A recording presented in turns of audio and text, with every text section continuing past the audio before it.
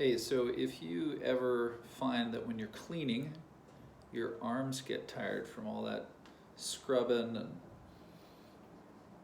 you do a little, you're fine, but the more you do, you find you're getting tired. What it could be is that you're essentially making your arms do all the work. So if I kind of exaggerate, it's this instead of a sense that I can move through the whole length of my spine. So I thought I would make a video just to clarify this, and it's going to be pretty simple.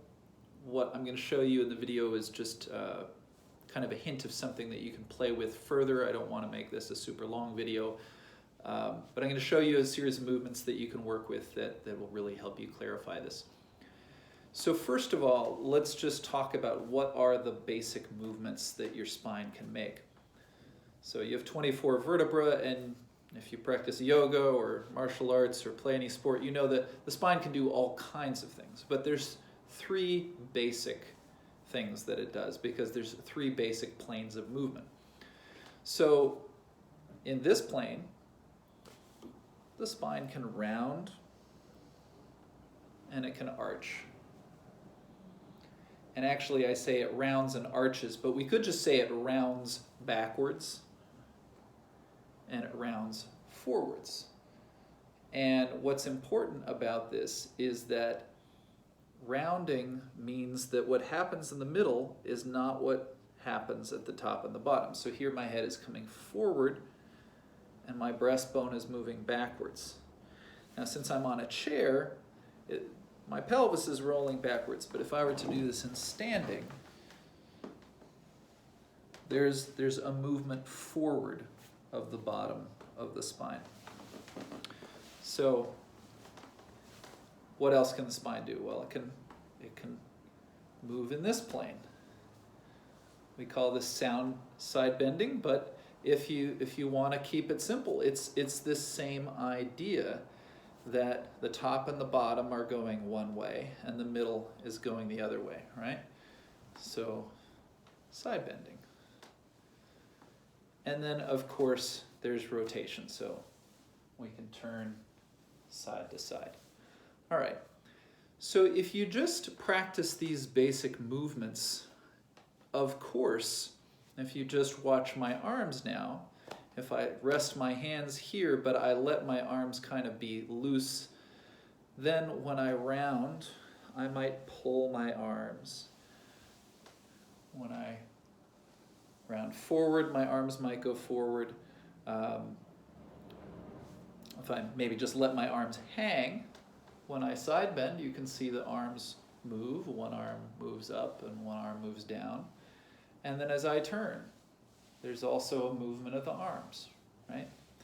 So if you're cleaning, of course, you're going to have your arm in a particular position. You'd be going after that little stain and that little stain.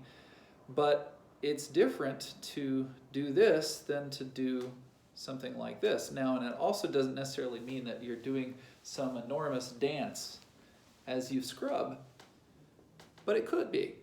You could potentially look for, because if you're working and you feel, gosh, the more I do this, the more I feel something tense, and maybe in my elbow, my shoulder, my neck, then it's worth noticing, like if I just slow this down, what else has to move? Oh, now I see I have all of this power I can be working with.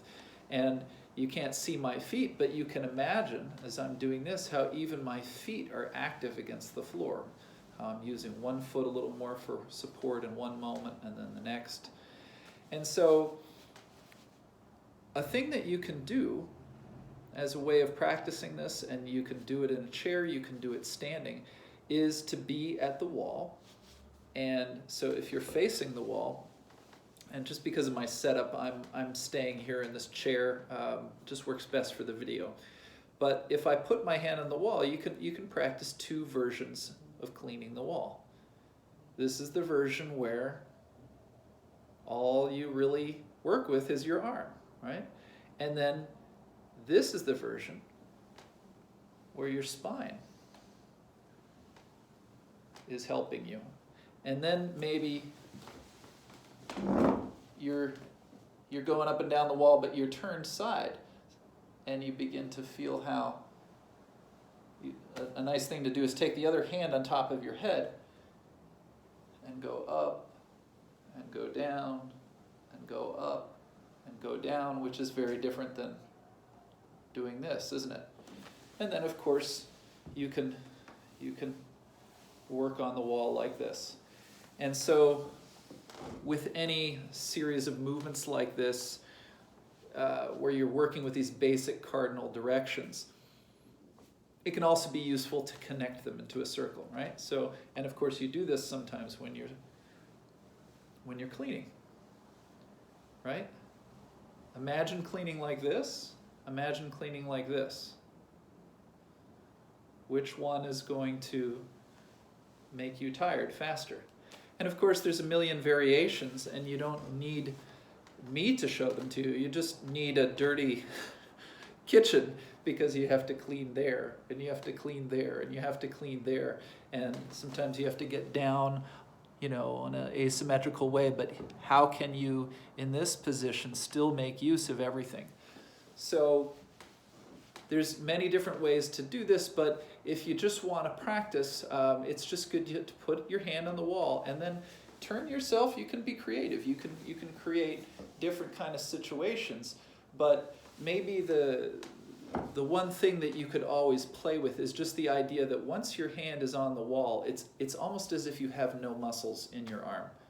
You just have the strength to put it on the wall, and then how would I move the rest of myself in order that the hand would be carried, and you know, the wall is supporting my hand on the other side, but I'm also moving over it, I'm sliding over it.